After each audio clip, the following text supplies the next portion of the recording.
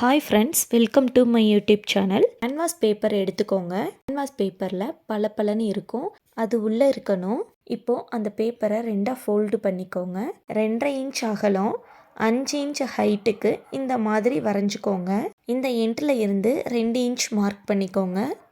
அந்த பாயிண்டில் இருந்து 1 இன்ச் மார்க் பண்ணிக்கோங்க. ஃப்ரெஞ்ச் கவ் ஸ்கேல் எடுத்துகிட்டு நான் வரைகிற மாதிரி வரைஞ்சிக்கோங்க.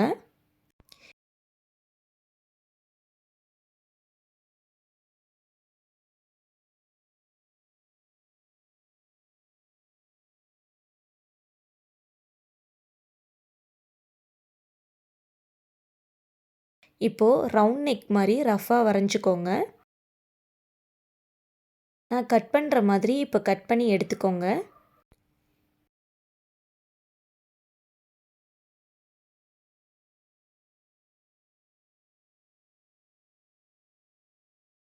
லைனிங் கிளாத் மேலே கேன்வாஸ் பேப்பரை வச்சு அயன் பண்ணிக்கோங்க. அயன் பண்ணும்போது கேன்வாஸ் பேப்பரை வச்சு தேய்க்கக்கூடாது. நான் வைக்கிற மாதிரி அயன் பாக்ஸை இது மேலே வச்சு நீங்கள் எடுக்கணும். அப்போ தான் கேன்வாஸ் பேப்பர் சுருங்காமல் இருக்கும். சப்போஸ் நீங்கள் வச்சு தேய்க்கும் போது ஹீட்டில் நம்ம எடுத்த அளவை விட ரொம்ப கம்மியான அளவு ஆகிறதுக்கு வாய்ப்பு இருக்குது.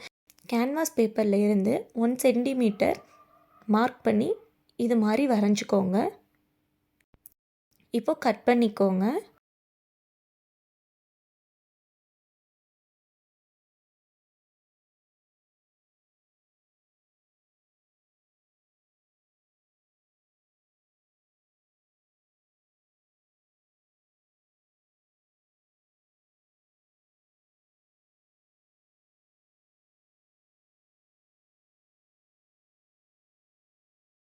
இந்த கிளாத்தை இப்படி மடித்து ஸ்டிச் பண்ணிக்கோங்க.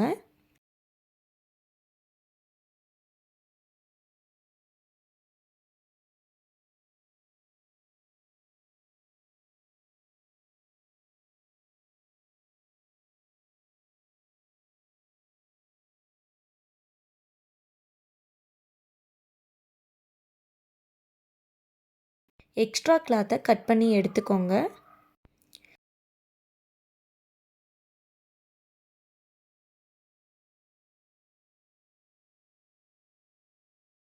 மெயின் ஃபேப்ரிக்கோட ரைட் சைடும் நெக்கோட ரைட் சைடும் ஒன்றா வச்சுக்கோங்க. ராங் சைடில் தையல் போட்டு எடுத்துக்கோங்க. இந்த 3 எட்ஜிலையும் பின் குத்திக்கோங்க. 1/4 இன்ச் அளவு விட்டு தையல் போட்டுக்கோங்க. எட்ஜில் ஸ்டிச் பண்ணும்போது ஊசியை கீழே இறக்கி துணியை திருப்பி திருப்பி தையல் போட்டுக்கோங்க.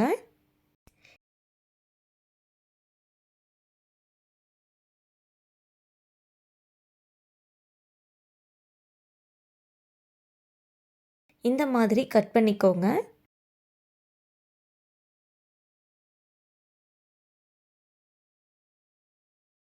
எட்ஜில் கட் பண்ணிக்கோங்க. இந்த மாதிரி சைடாக கட் பண்ணிக்கோங்க. அப்போ தான் துணியை திருப்பும்போது ஃபினிஷிங் கரெக்டாக வரும்.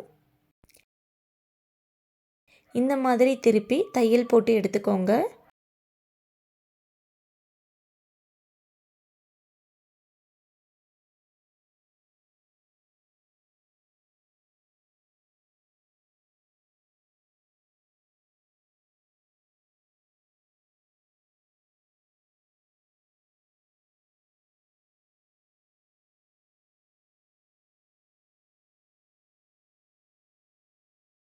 இப்போது திருப்பிக்கோங்க. பொட்டிக் ஃபினிஷில் அழகான நெக் டிசைன் ஸ்டிச் பண்ணியாச்சு. உங்களுக்கு பிடிச்சிருந்தா சப்ஸ்கிரைப் பண்ணிக்கோங்க.